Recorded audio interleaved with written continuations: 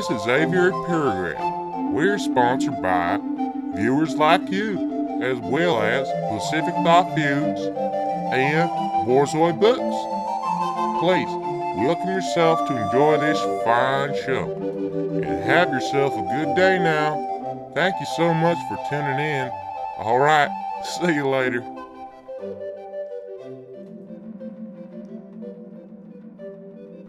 Hello and welcome to Aviary Paragraph. It is December 14th, 2015.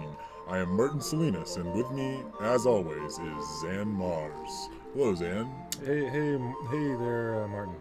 We have a great show for everybody today, all those birders out there. Our cover story today is the Coot, the American Coot, that is, or Felucia americana, or maybe it's Feluca americana. Yeah, I'm not familiar. Well, this bird is ready to be taken on, full bore, so to speak, and we are ready to talk a little bit more American Coot. Yeah.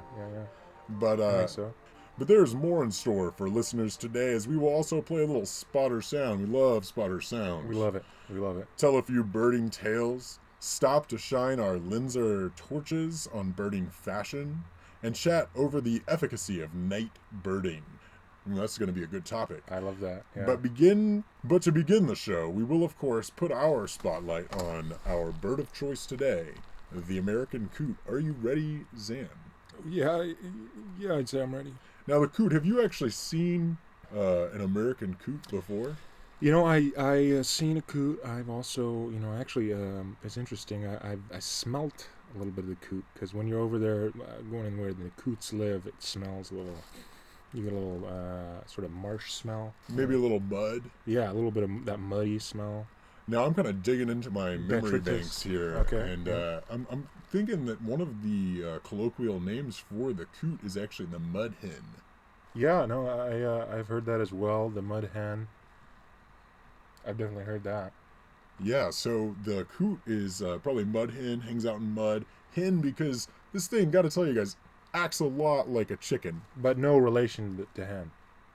No relation. Well, it's a bird. Besides that, it's a bird. It's in the order. It's in the order of aves. It does act like a hen, but it is not related in any way to the hen. Well, it is. Well, but yeah, of course, but not really. You know what I mean? Oh, yeah. Well, okay. I mean, all right. No, I know. it's Yeah. not really you see what I'm related saying to there, though, that. right? Yeah, because. All right. One thing we can agree on, Zan, this is Uh-huh. an often overlooked bird. Okay. The American Coot is surprising to many initiatory birders. I don't agree with that because I like to see the coot when I'm out birding. Have you ever? You feel like sometimes you look out into a marsh and I do overlook it. you overlook it. I do overlook it. Yeah. It's small. It's low to the ground. You can quite literally overlook this bird. It is a low to the ground bird. Maybe a harrier is flying over. Right. That harrier, sometimes it's going to take your attention. Yeah, well, you see a lot of those skyward birds, and they're easy to spot, but you see them, and they like to eat the coot, actually. Yeah, the Coot has a tough life trying to just kind of get away from those It's got a skyward lot of birds. birds that fly. They don't they eat the coot as well, Martin? You know, some do. Okay, yeah. No, see, I know that some that fly that eat little birds, they also eat the coot. Yeah, you know, it's kind of a medium-sized bird, so it'd be a stretch for some small raptors, but if the opportunity arises, I certainly wouldn't be surprised to see, even say, a Cooper's hawk. Well, I'm right there Eat with a you on that coot. one. I gotta say, I'm right there with you. Cooper's hawk, yeah. Now, I gotta take that back, though. I would be surprised. I mean, I'm just thinking about that. I just had the image in my mind. That would be a surprising birding scenario. Yeah, it would. Now, here's another surprising fact. The Coot. Okay. Many birders look at I'm it. I'm with you. The first thing, Yeah. the first thing they say, they go, "What's that? What's that duck?" Oh boy. You ever looked at a coot and thought, "Now that's a strange-looking duck"? Yeah, every day of my life. Now here's the reason why. Up until today. Yeah, I'm gonna tell you something about the Okay, coot. well that, that's why it's up until today. This is so gonna you're- really ruffle your All right. feathers. Okay, yeah. The coot is not a duck, but instead originates from the family Ralidae, meaning the coot is in fact a rail. It's a swimming rail. Rail, that kind of reminds me of like steps, what you use when you go down a pair of steps. Yeah, and this, maybe even we could think of it as It is low to the ground, so at the bottom of those steps. Yeah. The rail stops just before you reach the bottom. It's like the rail. If Yeah. if the wetland is a staircase, Right. the coot is its rail. You Can we could say rail that? on somebody. Now we got to find out a little bit more about the etymology of rail. I mean, that's just going to be our research for the week. Yeah, rail and coot. Rail Wow. and coot. Now this guy over here, Zan, crazy as a coot. When it comes to birding, of course I'm going to be nuts for birds. I mean, I'm nuts for birds every day of my life. But I will say that when I hear a name like Coot and I see it attributed to a bird like that, and I see how beautiful that coot is, I wonder to myself the name to be sort of a name that describes this bird. I don't think this bird's a coot. I wouldn't describe. A coot that's an offensive term usually. Now I think that the term coot, crazy as a coot, or coot, actually comes from the odd behavior and overall, I'm going to go ahead and say it, weirdness of this bird. Huh. I never thought of that. So really, Zan, in addition to not being a duck, Okay. being a rail, one of the most interesting aspects of the American coot has got to be its feet.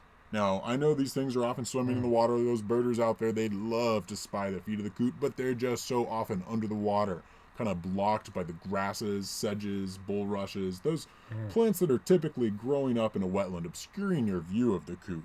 But if you got a chance to see these coot feet, and in fact, Zan, I got a good surprise for you.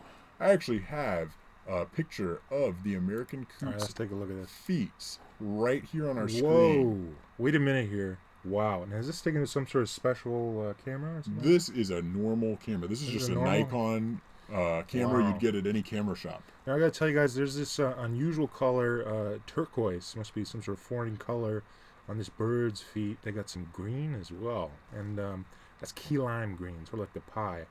And I gotta say, when I look at these, I'm saying, wow, that's a beautiful, beautiful foot. And I do like feet. Yeah, this makes me think about feet in a whole new way. Because when I look at this, I'm saying, huh, those are very, very nice feet. Now, when you see the feet of this coot, that's when it really starts separating itself from the ducks. Now, a duck's feet are what we call, commonly we'd call them webbed. Yeah, the webbed feet of the duck. A more appropriate term would be that they are palmate, Palmate. meaning that they're webbed. Now, in the case of the coot, what we're seeing here is not palmate feet, but instead lobed toes.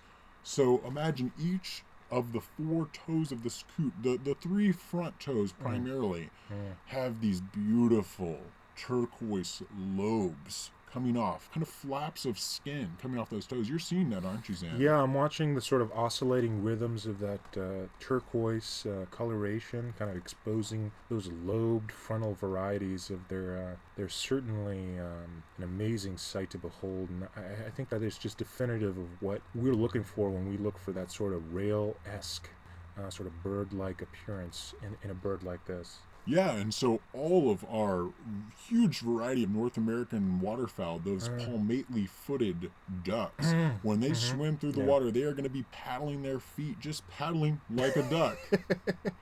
But this coot, let me tell you about this, Okay, Zan. all right. This coot, Fair enough. actually, to swim, Yeah. is going to be flicking its toes at a rate of 10, sometimes even up to 20 times a second. Wow, that's fast. That is very fast. Yeah.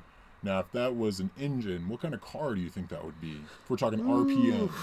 Ooh, I'm gonna have to pass a coot call to this one because I think that when I think about cars, and I often do, I find myself a lot of times on birding, I'll be thinking more about cars than birds sometimes because I'm just a real bit of a car nut.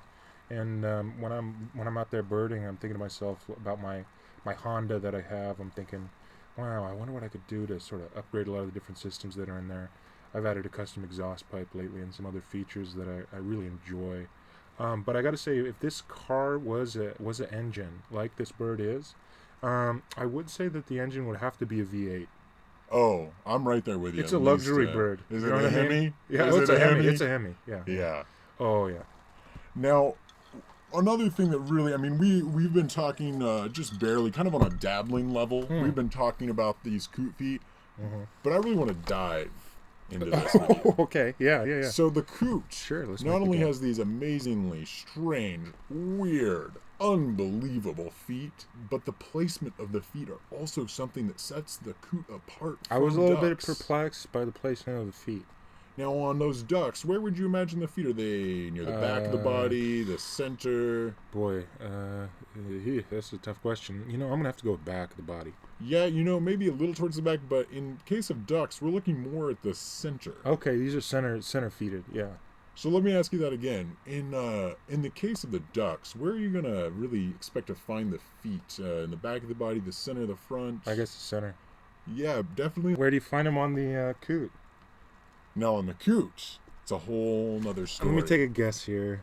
Could you find the feet in the back of the coot? Yeah, way back there, right near the cloaca.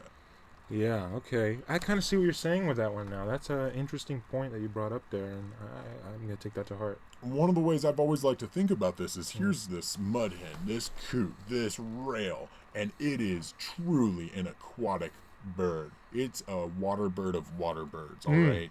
And this thing, it has got those feet set way back on its body because it's not so interested in being able to walk on land. Yeah. What it's really interested in is being a superb swimmer. It's interesting that you say that because if this picture you brought up has a coot walking on land. Now, they will, on occasion, actually get out onto the land. Okay. I like to think of it the same way, on occasion, I might go swimming. Yeah, I got you there. All right, okay. So this coot's got its legs just set way back. Oh, yeah. I like to think of this another way, is that a motor on a boat. Yeah. You're going to find that on the back of the boat. Right, so the coot's kind of more like a canoe, I guess, something that you paddle. It is maximized Yeah. for that water efficiency. Right. So this thing is swimming through the water. Gotcha. It's diving in the water if it needs to. Man. I mean, this coot is I was good in actually the water. watching coots fight. Now, when they say crazy as a coot, I might say as violent as a coot because these coots get a little bit, they roughhouse with one another. When you get a lot of coots together, one coot will be there and another coot will come right along, and the two coots, they just kind of squawk at each other, and they're squawking away, and you got one coot there, and you got two coots, and one of those coots is just kind of drop below the water. The coot's shoving it down, and saying, "Yeah, choke on that, huh? Yeah, choke on that." And they push him down that water, and come on. I gotta say, I hear you, Zan, because I often, you go Yeah. up to a small pond, you see a couple of coots. I often find myself thinking one coot's going to the other. This pond ain't big enough for the two of us. Okay, all right. All right, we're That's just enough getting of a that, little yeah. crazy over here in the Right. studio. Okay. Now, another thing we really got to talk about when we're just kind of overviewing this American coot is that this coot is a builder of some just unbelievable structures. Oh, yeah, yeah. Now, when we think of a nest, you might call to mind the image of a classic cup nest of, say, an American robin, or a smaller, daintier nest of a yellow warbler. I was going to say, I think. think of a robin's nest if I think of a nest. Yeah, a mud nest, maybe even a swallow, a nest that's nudged up in the corner No, I of think of the robin. You're kind of a one nest kind of guy. When I'm thinking You're about putting the all nest, your eggs in one nest. I'm putting my huh? eggs in one basket. Well, we'll talk about this more, but All right. it's not what the coot does. Yeah. Now, the coot builds, like I said, really an unbelievable nest. Okay. This What's so nest nice about this nest? is a floating nest. Oh, wow. The male coot, to start off this process, will actually build platforms within a marsh. In American culture, the closer you build the water, the higher the property value. So you could say these coots are building those cha-ching nests. They're kind of the cha-ching nests of the birding world. They're the real estate tycoons of every wetland. Yeah, you got those cha-ching nests out there. Now, the male is going to go out there, it's going to build up a platform, and it's really doing this to perform on that platform and to attract a lady. Now, ultimately what ends up happening is that platform might be used or might not be used. Yeah, I was going by to say the it's a little female. premature by that male coot to build his nest, and he might not get a little eggs in there. Now, the eventual nest that's built is actually made of those rushes and grasses that grow along the wetland. The coot builds this floating platform, typically anchored to the side of either the edge of the wetland or a small island within that wetland. And that nest is truly floating. The coot has to constantly go back and forth, adding new material to the nest. Okay. So, imagine if you've got maybe a fixer-upper kind of house and the roof is breaking, the toilet's breaking, this and that's breaking, then you can definitely relate to the coot because it has got to constantly fix up that nest. I understand. And really, you think it couldn't, just when you think it couldn't get any better. The coot not only builds this floating nest, but it's going to build a ramp leading right up into that nest. Wow, kind of an easy operation to get in, huh? Okay, so I hear these break down pretty easy, though, because they're water-based nests, so they aren't there for very long. Yeah, the coot is going to use that nest. It's going to be constantly tending to it, but once the babies have fledged, then that coot's going to let that nest just go. That being said, what I said before about that cha-ching nest, those higher property values, if in American society people were to build their homes on the water and then destroy those homes in maybe a month's time, the value of those homes would probably be lessened a great deal. Yeah, maybe what we're looking at here, it's like a houseboat, really. Right, it's kind of that Three Pigs situation. But that's enough about the coot for now. With that being said, now it's my time to shine. You know what I'm saying? Now it's Zan's time to take the wheel, drive this thing in off the cliff, because we're going to Spotter Sound, baby. Spotter Sound. Okay.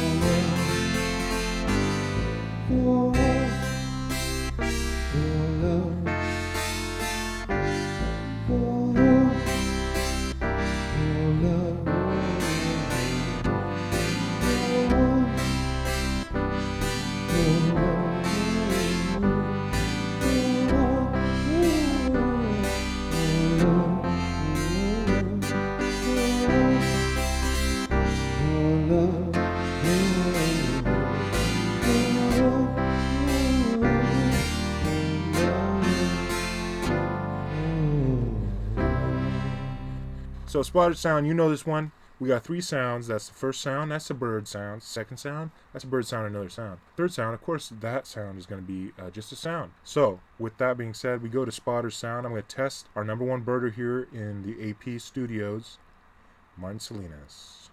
Okay, so on Spotter Sound, we got sound number 1 here.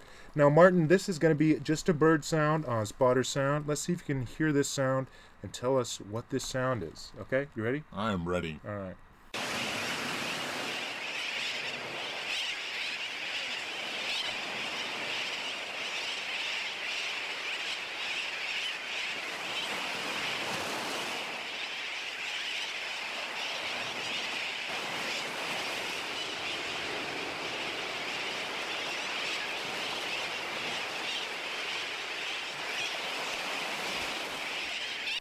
So Martin, do you know what that sound is here on Spotter Sound? That was a big flock of birds. So I know it's hard to distinguish between those big flocks, and I know that when it's one bird around you, when you get a lot of birds in a flock. Boy, Zan, you really put me to the test on this one. I gotta tell you. Yeah. This bird, I'm trying to gather, those birds out know that you got to gather as many clues as you can. So just from this sound, what I'm really hearing is what I believe to be waves. So I'm thinking this is a bird near a tidally influenced body of water, which definitely makes me think, okay, we're talking saltwater. This is a salty bird, a saltwater bird. You wouldn't be lying. That's right. So we're on track there. So that still leaves us with a big group of birds. Now, it's a group of birds that also sounds very large, but just from the sound, I know that it's not a goose. Haven't heard a duck like that before. So what other bird could there be in that big of a flock? I'm kind of leaning towards a gull or a tern, but So Martin, yeah, that you were close there. I will say you mentioned the bird in the birds that you said. Now, out of those birds that you'd offered us, which bird do you think that is most likely to be? Because now that you've lowered it down a second. So what I'm picturing, Zan, is that was a sound coming from a nesting colony. Gulls would be a little more raucous. So I am actually going to go ahead and say that those were terns. This is why I like to have Martin in the studio. First off, Martin's a great guy. Secondly, he's got that sort of, a lot of times when we're off air, we're just joking around in here at AP, and here in the great old US of A, I gotta say, Martin, he's a winner when it comes to looking at bird sounds. He's a real winner. Great job, guy. That was a turn, in fact. All right, so we got that second sound coming up for you, Martin. This is the second sound on Spotter Sound. This is a sound and another sound, as we would like to tell you here. Now, this sound is a very unusual sound in that there are two sounds playing at once. So I'm going to play a sound for you, and hopefully you're going to get this sound here on Spotter Sound. As men of science, I'm certainly aware that the value of this great ship we're building lies in its peaceful usage. With it, we can learn what lies beyond our solar system. And yet the ship is dangerous. Enemies could use it against us. And should that occur, you know that we'd all be defenseless, and the destruction could be terrible. So we will have to continue working in secrecy for a time. Martin, so did you have any guesses as to what that sound is? Well, Zan, I'm gonna go with a swallow. As far as type, I am gonna have to say we were listening to a tree swallow. You're going to be sad about this one. You're going to be blue about this one. You're going to be real blue, and you're going to be depressed because this one was, in fact, a blue martin. Oh, the bigger swallow species. The blue martin. The purple martin. As well as... Is what you meant to say, the purple martin. No, this is a blue martin. Blue martin? I'm saying you're a blue martin because this was a purple martin we were playing here on the show. Wow. In the background of that blue martin, to make it even worse, was Attack from Space. That's a 1965 film. It's currently in the public domain. It's a fantastic film. If you get the chance, I checked that out. Oh, you know me, Zan. I love your movie recommendations. If you like the classics, this one's a classic. It's one of those black and white films. It's not for the snooty people who enjoy a color film. You're not finding this in 3D. You're not going to find it in IMAX. Yeah, no snootiness allowed, okay? All right. You got to check that at the door. Yeah. Okay, so we got sound 3 on Spotter Sound, and again, this is just a sound here on Spotter Sound.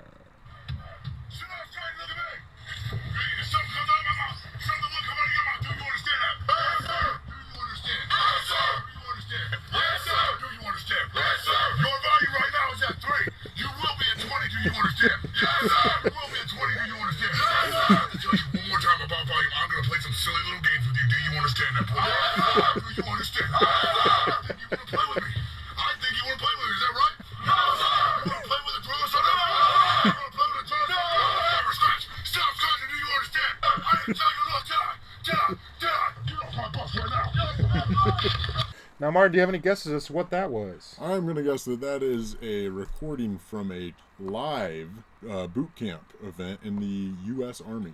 Okay. That was very close, I got to say, but that was a drill sergeant from 2013. Martin, good luck on the rest of the show, because you really upset me on that one. How about that?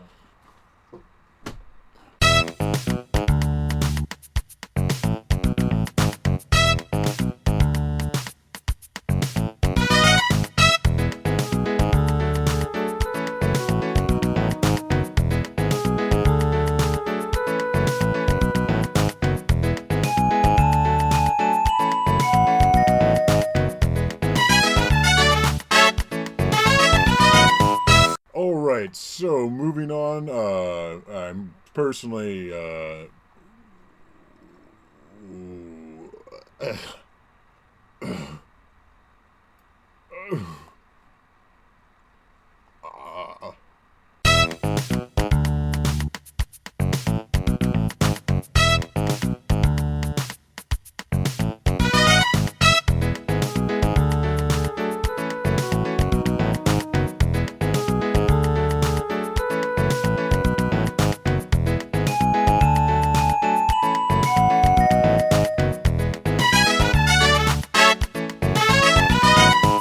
we got a story coming out of slowbirding.wordpress.com, and this one's called You Can't Fool a Coot.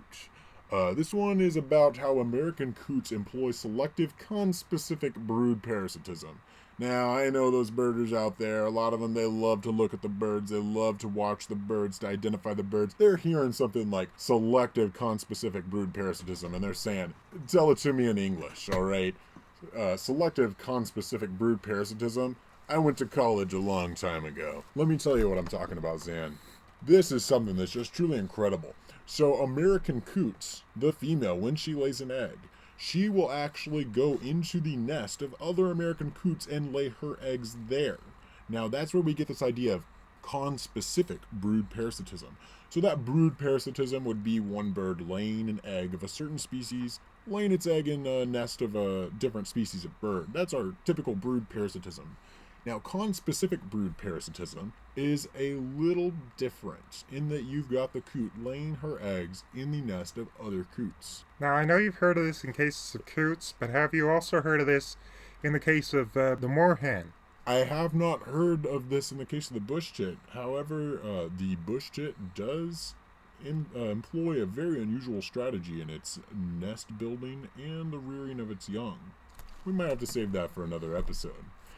Now, this conspecific brood parasitism, what's so interesting is not just that the coot is doing this, but that a coot that has been parasitized will identify the eggs that are not her own.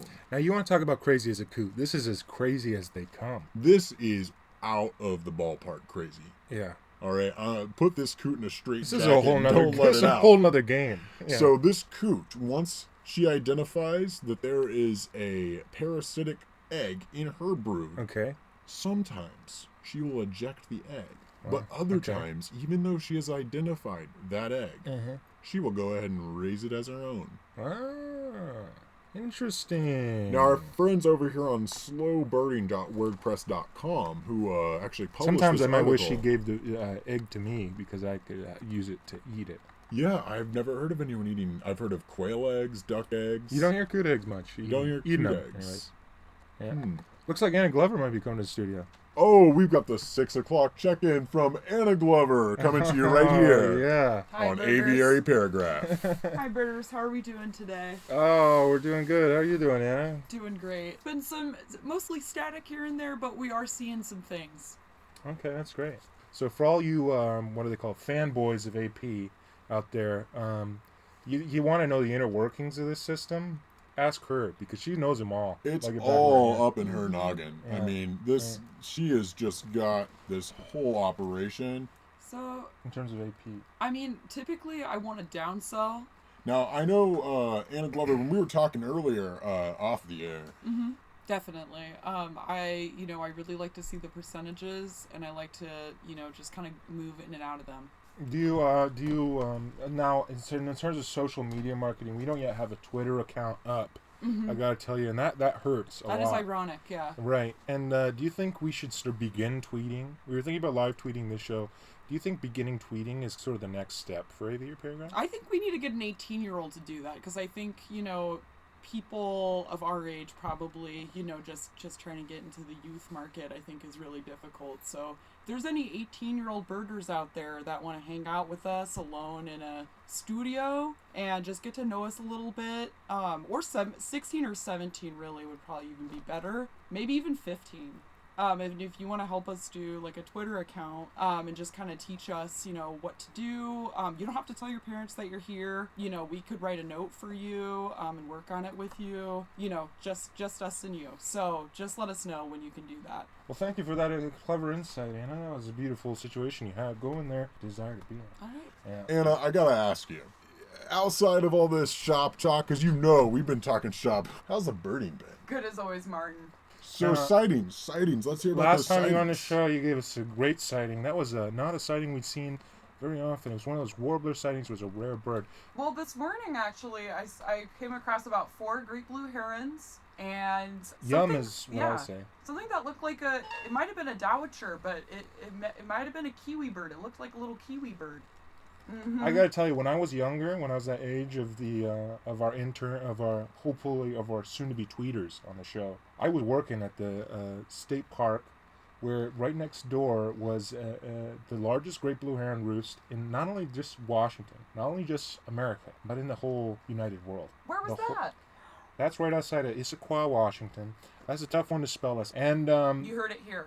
yeah, you did. And it was a beautiful performance. I love to watch those birds. And I got to say, it's a beautiful thing. You see the size of these birds. And I gotta say, it's just been fantastic to have you here for our 6 o'clock check-in. Yeah. But Anna, before you go, do you have any questions for Zan or me? I do. Is there a word for a bird that makes you feel both hungry and that it is beautiful? Yeah, I don't say there's one specific word. I usually, if I'm talking about bird, I'm gonna be talking for a while. There's gonna be at least a paragraph. That's why we named this show Aviary Paragraph. This is a little known fact. When I look at a bird, I'm not just gonna talk about it in one word. We're not just taking notes. We're writing paragraphs. We're writing paragraph after paragraph after paragraph. We keep doing this show.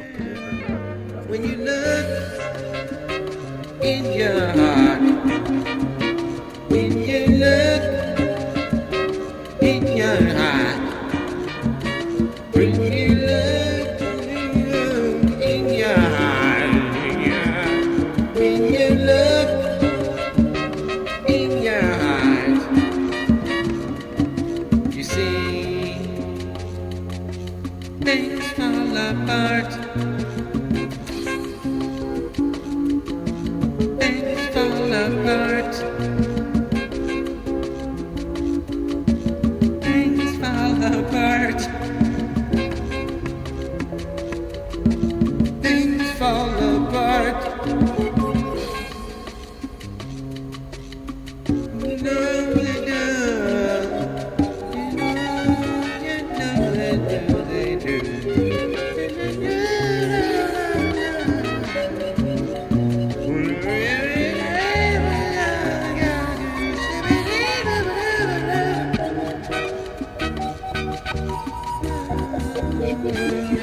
When you look in your heart, when you look in your heart, when you look in your heart, then you just feel started.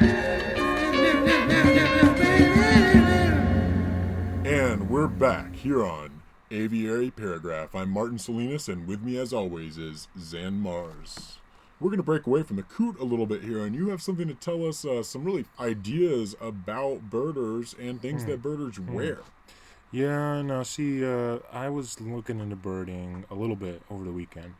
And, you might notice in the last show I was talking about this guy I met at the deli a little bit ago.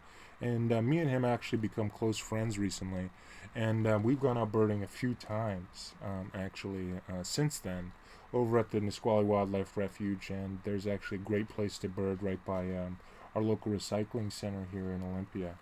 And I will say that when we did go over to the local recycling center, he came in a purple shirt and some sort of yellow pants. I think they were some sort of Dockers. And I said to him, "Buddy, what are you doing?" What is he wearing? What is he wearing? Me, I got my green, I got my brown, I got my beige. You know what I'm saying? I got my hat on. Oh, I know how you like to bird, Zan. Yeah, you like to bird like a hunter will bird. And be honest, because a hunter, even though he's going to bird and he's going to kill those birds, he's going to murder those birds. We birders, we bird with our eyes, but we like to also bird in the bush. So and that's my saying: one in the bush, two in the eye. That's why I wear green when I bird. I looked up what color should I wear while birding at ksbirds.org. It was done by Byron K. Butler. He was originally published in a 1996 issue of The Horned Lark, the quarterly newspaper of the Kansas Ornithological Society. The following article was a response by the author to a question asked him in the internet discussion group Bird Chat. A Bird Chat, I know a lot of us birders here in the birding world know. Amazing forum for birders. If you haven't been on Bird Chat before, go on Bird Chat. He's a regular contributor on Bird Chat. You could lose yourself in Bird Chat. Yeah, it's in a really amazing forum. So thank you so much, Byron. I reviewed his article. He was talking all about what to wear while birding. And now, Martin, you're a fashionable young birder. What do you usually plop on when you're out and about? You know, this time of year, Zan, give me the high and low. Don't just give me the brief. Give me the full deal. All right, we're going to go from head to toe. So the first thing you're going to encounter right on the top of my skull is going to be a hood.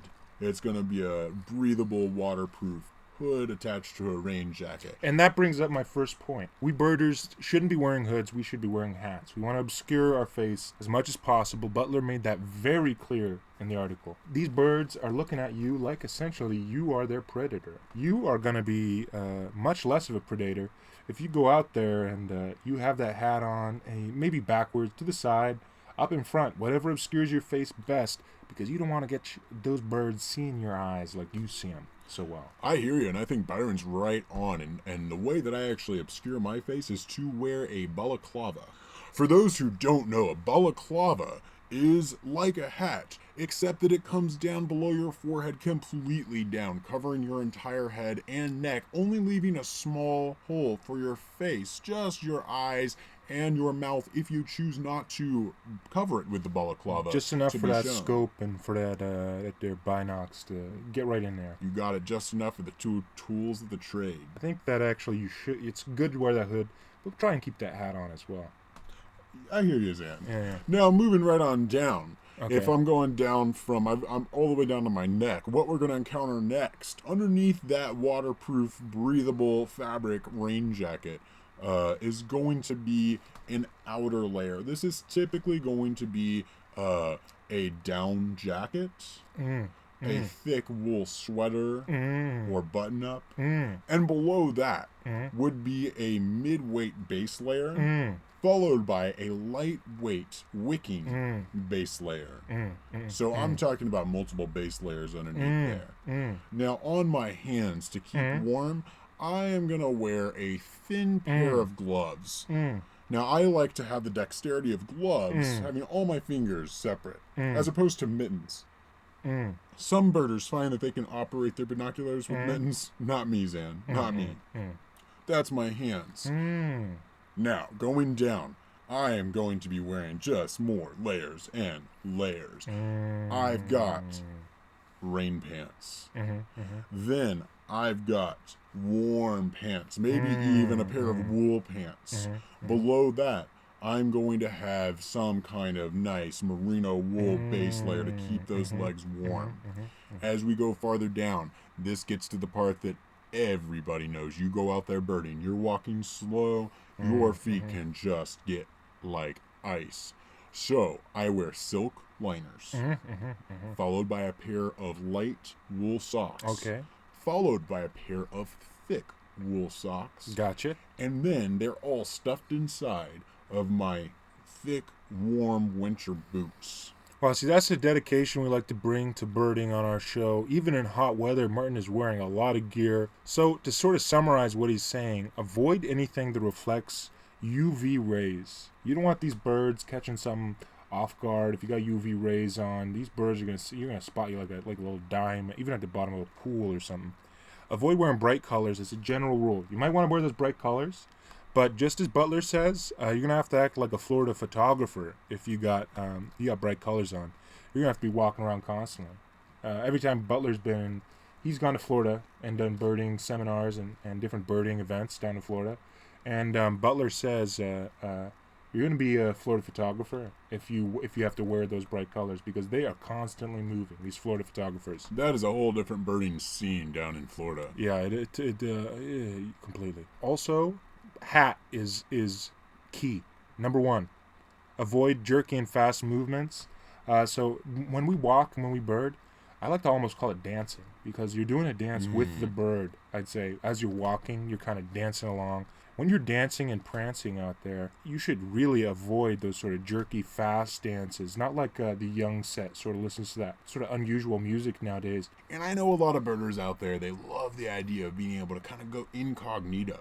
But wearing camo it makes them feel a little reserved. They're a little hesitant, thinking, they don't want to be confused as somebody who would go out there and actually take the life of these birds. Right. So, is camo something that Byron is saying we should do? Byron says camo is a go. So wear as much camo as you want. Please do. Don't be distracted by these hunters out there. I mean, if you're going to be that distracted, maybe you shouldn't be birding even, because you got to live your life to the fullest. Don't think about what people want you to think. Come on, just do it. Wear the camo. Who cares? And I got to say, Butler says it best in this situation, because we do stop and fill up lists. I gotta say, as birders, and we need to stop doing that. We just need a bird for the sheer joy of birding. Go out and view those birds. Look at those birds. You want to see them anyways, so just look at them and list when you want, list when you don't want. You know, stop and smell the roses. I think that's if Butler could say this piece was about one thing, he would say, stop and smell the roses. I love it, Zan. It's as plain as that. We actually opened this show. We've gone so far into this show. There's one thing we've been missing, and that is a haiku.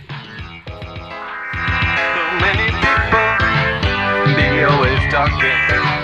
They want the whole world to hear what they got to say. Although there's a warning, they're in deep trouble. Because the ego breaks its grace and humanity.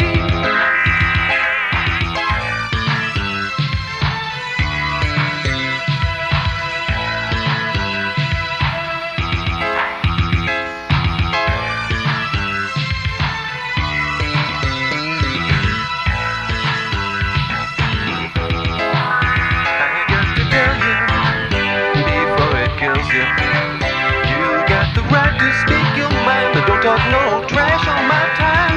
You want the big shoes, you wanna be in the big news. Well, won't you have to be the one who interrupts the scenes with your fun? You start to say something. You start to say something. You start to say something. You start to say something.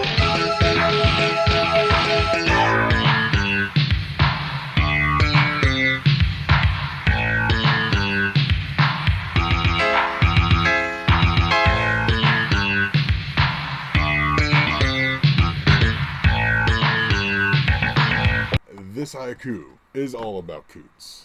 Okay, all right. It is I like called that. Break in the Weather. All right.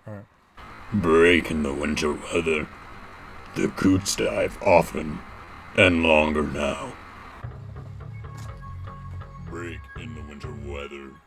The coots dive often and longer now.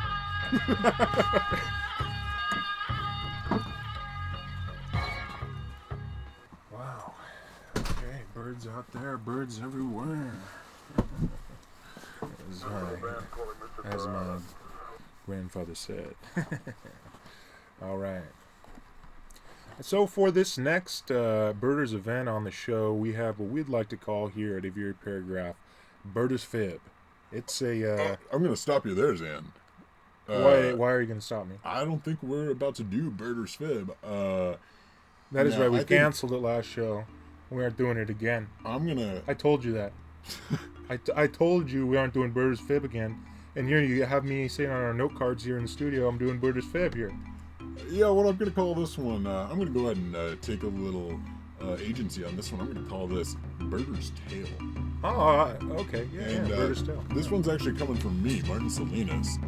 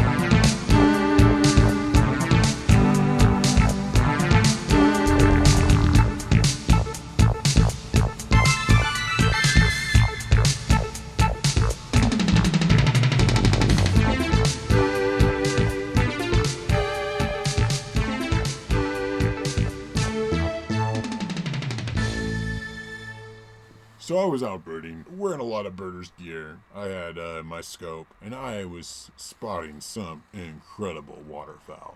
Now, mixed in amongst these ducks were a couple of American coot. An American coot actually diving under the water to get food. And when it came up, an amazing bird behavior. Now, we talked earlier about conspecific brood parasitism, but what I saw was not conspecific brood parasitism, it was kleptoparasitism. And that's when one bird waits for another bird to get food and then snatches it right away.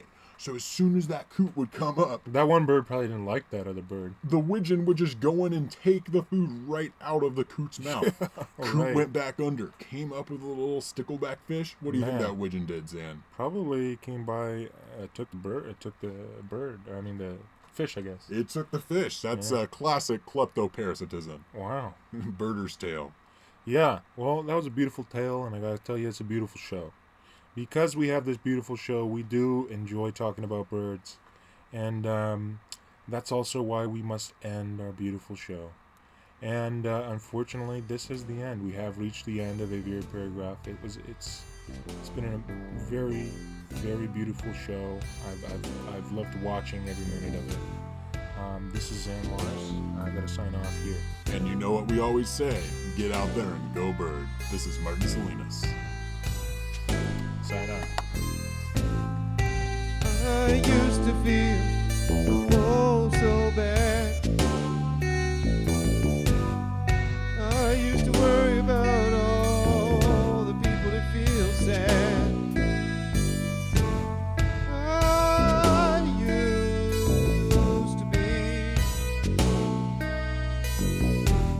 so concerned with everything. Then one day it struck me. Positivity is the way. Found a lot of people don't know it. It just became